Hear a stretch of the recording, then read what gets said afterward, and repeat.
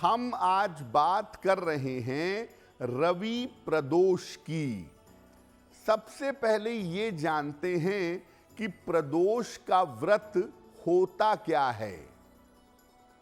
देखिए, हर महीने की जो हिंदू पंचांग के महीने होते हैं, चैत्र वैशाख ज्येष्ठ आषाढ़ वाले, उन महीनों की दोनों पक्षों की, कृष्ण पक्ष और शुक्ल पक्ष की त्रयोदशी तिथि को प्रदोष का व्रत रखा जाता है।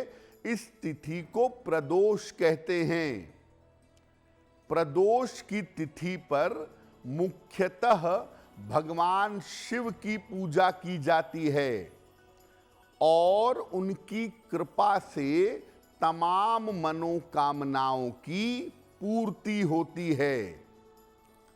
अलग अलग दिन जो प्रदोष पड़ता है उसकी महिमा अलग अलग होती है। जैसे सोमवार को प्रदोष पड़ेगा तो उसे सोम प्रदोष कहेंगे, मंगलवार को पड़ेगा तो भौम प्रदोष कहेंगे।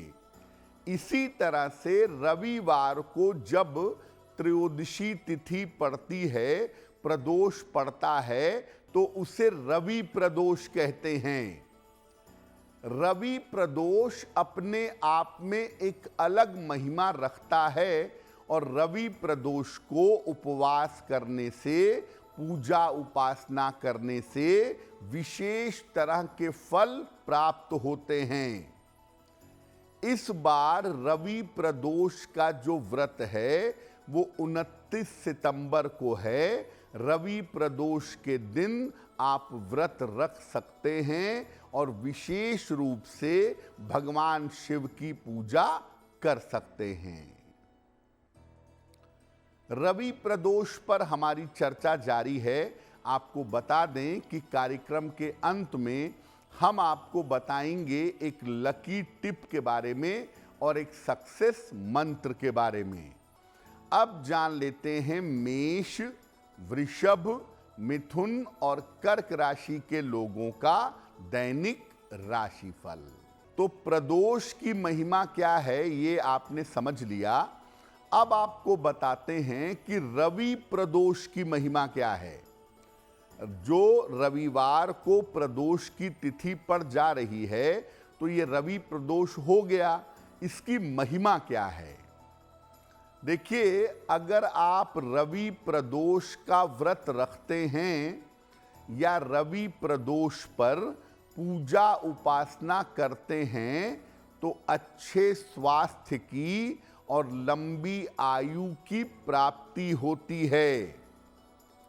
रवि प्रदोष का व्रत रखने से, पूजा उपासना करने से नाम, यश और सम्मान भी मिलता है। अगर आपकी कुंडली में अपयश के, बदनामी के योग हैं और आप रवि प्रदोष का व्रत रखते हैं, रवि प्रदोष पर उपासना करते हैं, तो अपयश से बचाव होता है।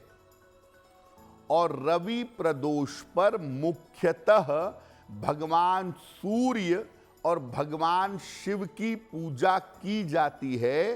तो जब आप रवि प्रदोष पर उपवास रखते हैं और भगवान शिव की, भगवान सूर्य की पूजा करते हैं तो सूर्य संबंधी जो समस्याएं आपके जीवन में हैं वो समस्याएं दूर होती हैं। एस्ट्रो तक ऐप पर आपको मिलेगा भविष्य से जुड़े हर सवाल का जवाब।